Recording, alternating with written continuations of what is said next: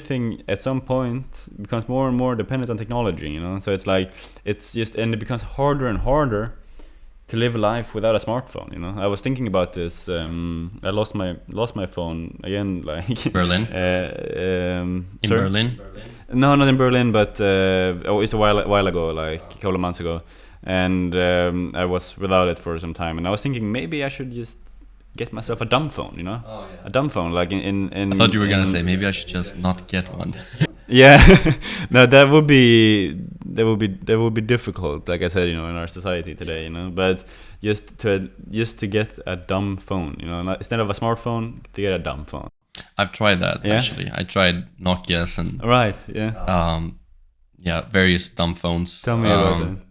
Just doesn't work, unfortunately. Yeah. It doesn't work. It's like you said, we're too. It's technology's already taken over too much of society's functions. Right. Like you said, maps and the tools, right? So the bank stuff, right? Yeah. For example, I know what you mean. like bank ID in Sweden, Yeah. With how you identify with fingerprint and stuff. Yeah. Then you would have to carry around like a bank. This I don't know, bankdosa. Yeah, this little whatever it's called. Yeah.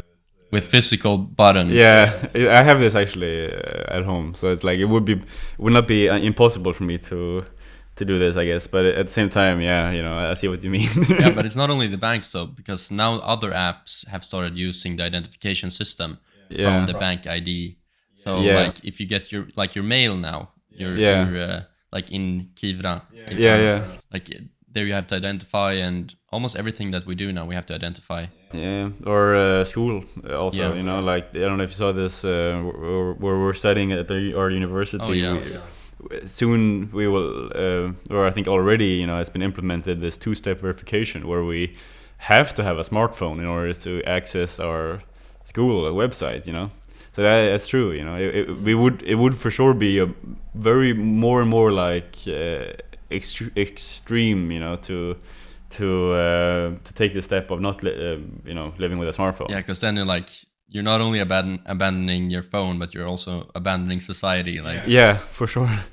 For sure. And it's like it would be just you would be an outlier for sure, you know, just a weird, like a bit of a weirdo, you know. But maybe, I don't know, just looking at like everything that I'm experiencing and I'm seeing, you know, maybe, you know, I'm gonna give it a try, you know. When this phone here like dies, I'm gonna try to, you know, get myself a dumb phone. There are some smart dumb phones, okay. like some that actually has like a touch screen and stuff, but their functions are limited to like maps and clock and alarms. Like, you know, you want to wake up in the morning. And stuff maybe that would be something.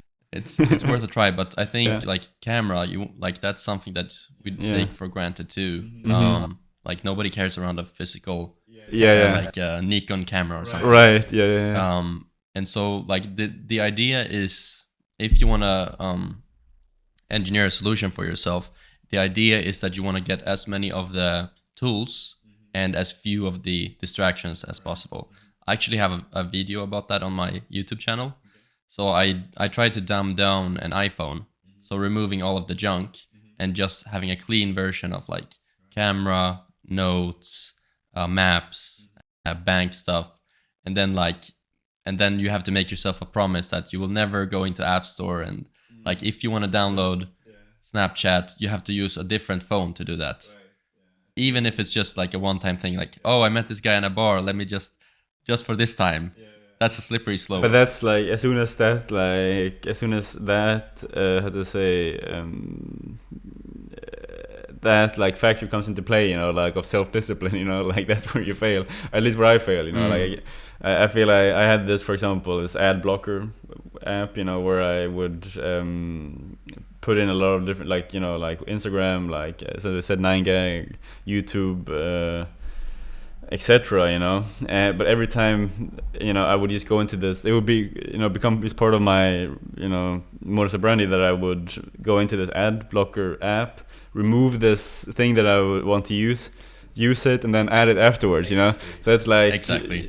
if there is some way to access this like short-term pleasure, I think It's like a hinder bana. yeah, exactly. Yeah, you know, you can make it more or less like easy for yourself yeah, like an obstacle course, you know, like you can make it more or less easy to reach the end goal, you know. But I think if there is like, if it's like not, if it is possible to do it, I at least will usually do it, you know. So that's why I'm trying to like, you know, create like for myself such a state where it is not like Even possible. even possible, you know? Yeah, I totally agree with you. Like if you're dependent on your like free will and your discipline, you're gonna fail. It's just a matter of time, right? Yeah, for sure. I hope you enjoyed that clip of the HH podcast. If you want to see another clip, click here down to your left. And if you want to see the whole unedited episode, click down here to your right. And last but not least, if you want to subscribe, you can do so here in the middle. Thank you.